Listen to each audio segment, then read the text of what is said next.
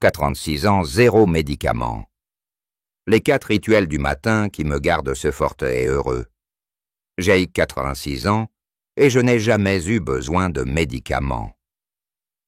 Pas un seul comprimé sur ma table de nuit. Pourtant, chaque matin, je me réveille, avec de l'énergie, l'esprit clair, et une joie que beaucoup pensent réservée à la jeunesse. Vous voulez savoir comment? Ce ne sont pas des miracles, juste 4 rituels du matin, simples, gratuits, mais puissants.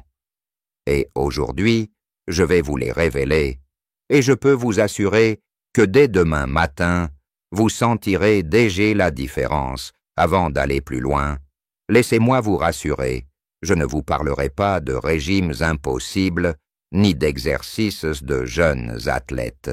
Ce que je vais partager est assez profondément humain, accessible et adapté à chaque personne qui désire simplement continuer à vivre ses journées avec énergie, joie et sérénité. J'ai en tête 3 visages, 3 histoires vraies. Il y a Jean, 64 ans, ancien professeur, qui croyait que son dos ne lui permettrait plus jamais de marcher longtemps. Aujourd'hui, il se promène chaque matin au marché, le sourire aux lèvres. Il y a Marie, 81 ans, veuve, depuis 10 ans, qui avait perdu le goût de commencer ses journées.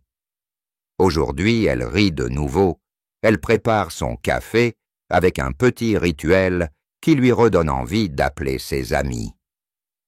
Et puis il y a André, 90 ans, qui a décidé de reprendre ses pinceaux de peintre après avoir intégré l'un de ces rituels dont je vais vous parler. Ces histoires ne sont pas des miracles. Elles sont la preuve que de petits gestes peuvent changer la trajectoire d'une journée et donc la trajectoire d'une vie. Restez bien avec moi, car à la fin de cette vidéo, je partagerai aussi une combinaison inattendue, une petite formule qui relie ces 4 rituels entre eux et qui multiplie encore leurs effets. Mais avant d'aller plus loin, laissez-moi vous expliquer pourquoi ces rituels du matin sont-ils si puissants. Parce que le matin, notre corps est comme une page blanche. Chaque geste que nous faisons au réveil écrit le ton de la journée. Si l'on commence avec lourdeur, anxiété, ou paresse, le reste suit. Mais si l'on commence avec intention, douceur et mouvement, le reste de la journée s'éclaire. Premier rituel. Je l'appelle le souffle de vie. Dès le réveil, avant même de poser les pieds par terre, je ferme les yeux et je prends 3 grandes respirations profondes. Pas n'importe comment j'inspire lentement par le nez. Je retiens 2 secondes et j'expire doucement par la bouche.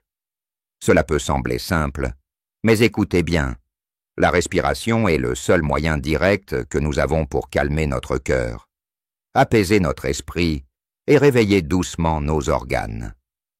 Les scientifiques l'ont montré, 3 respirations profondes suffisent à réduire le stress, à réguler la tension artérielle et à préparer notre cerveau à une meilleure clarté. Et dans ma vie, ce petit geste a changé mes matinées. Je me souviens d'un matin, il y a quelques années, où je m'étais réveillé avec une douleur dans la poitrine. Mon premier réflexe aurait pu être la panique, mais j'ai respiré 3 fois, profondément. Et, au lieu de m'effondrer dans l'angoisse, j'ai senti que mon corps retrouvait peu à peu son rythme. Non, cela n'a pas effacé la douleur à jamais, mais cela m'a permis de rester calme, de prendre les bonnes décisions et de commencer la journée en conscience. Deuxième rituel. Je l'appelle le verre de lumière. Chaque matin, je bois un grand verre d'eau tiède, parfois avec quelques gouttes de citron. Vous pourriez sourire en vous disant « Tout cela pour un verre d'eau ?» Oui, parce que pendant la nuit, notre corps se déshydrate. Chaque organe attend ce signal d'éveil. L'eau ceste la vie. Les médecins l'affirment, elle réactive la circulation, elle relance la digestion, elle aide à éliminer les toxines accumulées. Mais pour moi, ce n'est pas seulement une question de santé, c'est aussi un geste de gratitude. Quand je porte ce verre d'eau à mes lèvres, je me dis « Merci. Je suis encore là. J'ai une journée devant moi. » Ce simple rituel transforme un besoin biologique en un moment sacré. Marie, celle dont je vous parlais, m'a dit un jour. Depuis que je bois ce verre d'eau le matin, je me sens réveillé, comme si quelqu'un avait allumé la lumière dans mon corps. Voilà pourquoi je l'appelle le verre de lumière. Troisième rituel. Je l'appelle les pas du cœur. Dès que possible, je me lève, je m'étire doucement, et je marche. Pas besoin de courir, pas besoin de forcer. 10 minutes suffisent. Dans le couloir, dans le jardin, ou dans la rue, si le temps le permet. Ce mouvement simple réveille nos muscles, nourrit nos articulations, active notre circulation. Mais surtout, il envoie un message profond à notre cerveau. Je suis vivant. Mon cœur bat mes jambes, me porte ma vie continue. André, à 90 ans, m'a confié « Je croyais que marcher n'avait plus d'importance à mon âge. Mais depuis que je fais ces 10 minutes le matin, je me sens plus droit, plus fier. Et même mes pinceaux semblent plus légers dans ma main. » Quatrième rituel. Peut-être le plus puissant. Je l'appelle la pensée semence. Chaque matin, je choisis une pensée, une seule, que je veux planter comme une graine dans ma journée. Parfois c'est. Aujourd'hui, je choisis la paix. Parfois, aujourd'hui, je choisis la joie simple. Cette pensée me guide comme un fil invisible et m'aide à traverser les moments difficiles sans me perdre. Les chercheurs en psychologie positive le confirment, nos premières pensées du matin influencent l'humeur de toute la journée. Jean, mon ancien professeur, m'a avoué que cette pratique avait changé sa relation avec son épouse. Au lieu de commencer la journée en se plaignant de ses douleurs, il choisissait chaque matin de penser « Aujourd'hui, je veux offrir un sourire. » Et il m'a dit « C'est incroyable. Plus je souris, plus. La douleur semble légère. » Voilà les 4 rituels. Le souffle de vie, le verre de lumière, les passes du cœur, et la pensée semence. Simple, gratuit, puissant. Et pourtant presque personne ne les pratique avec régularité. Ces 4 rituels peuvent sembler ordinaires. Mais croyez-moi, leur force ne vient pas de leur complexité, elle vient de leur régularité. C'est dans la répétition quotidienne que la transformation s'installe. Comme une graine qu'on arrose chaque matin, au début rien ne change. Mais un jour on aperçoit une petite pousse, et peu à peu c'est un arbre qui prend racine. Beaucoup de personnes âgées me disent « Mais à mon âge, à quoi bon commencer? Ce qui est perdu est perdu. » Et je leur réponds toujours « Rien n'est perdu tant que vous respirez. » Le corps humain même, à 60-95 ans, garde une capacité étonnante de régénération. Les scientifiques appellent cela la neuroplasticité et la résilience cellulaire. Cela signifie que notre cerveau et nos cellules peuvent encore s'adapter et apprendre et se renforcer. Pas comme à 20 ans, certes, mais suffisamment pour changer notre qualité de vie. Laissez-moi vous raconter une scène. C'était un matin, d'hiver j'accompagnais Jean l'ancien professeur. Il avait commencé les rituels depuis 2 semaines seulement. Il marchait lentement, son pas était encore hésitant. À mi-parcours, il m'a dit « Je sens mes jambes lourdes. Je vais m'arrêter. » Je lui ai proposé « Faisons encore 10 pas. » Pas plus. 10 pas, rien de plus. Et il les a faits. En rentrant, il m'a regardé avec un sourire presque enfantin. C'est incroyable, j'aille réussi. Voilà comment la confiance revient. Non pas avec des exploits, mais avec de petits gestes quotidiens. Et c'est là, le cœur de mon message pour vous. Vous n'avez pas besoin de forcer ni de souffrir, ni de changer toute votre vie d'un seul coup. Vous avez seulement besoin d'introduire ces rituels dans votre matinée doucement à votre rythme. Même si vous commencez par un seul. Même si vous ne prenez qu'une respiration consciente demain matin, c'est déjà une victoire. Pourquoi cela fonctionne-t-il? Parce que ces rituels touchent aux 4 piliers essentiels de la longévité.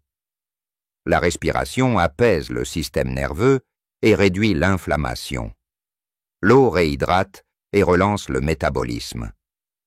Le mouvement maintient la force musculaire et la circulation. La pensée positive nourrit le moral et protège le cerveau contre le déclin cognitif. Ensemble, ces gestes forment une sorte de médecine invisible, sans ordonnance, mais profondément efficace. Et croyez-moi, cette médecine-là a accompagné des milliers d'hommes et de femmes bien plus loin que ce qu'ils imaginaient. Je pense à Hélène, 68 ans, ancienne infirmière. Elle avait l'habitude de dire « Ma vie est derrière moi ». Après quelques semaines de rituel, elle a commencé à écrire chaque matin une phrase dans un petit carnet. Sa pensée semence. Au début, c'était simple. Aujourd'hui, je me repose. Puis, peu à peu, ces phrases sont devenues plus lumineuses. Aujourd'hui, je choisis de rire avec mes petits-enfants. Quelques mois plus tard, elle m'a écrit « Je croyais que la vieillesse était une descente, mais en réalité, c'est un nouveau chemin. Et c'est exactement ce que j'aimerais que vous reteniez. La vieillesse n'est pas une fin, c'est une saison.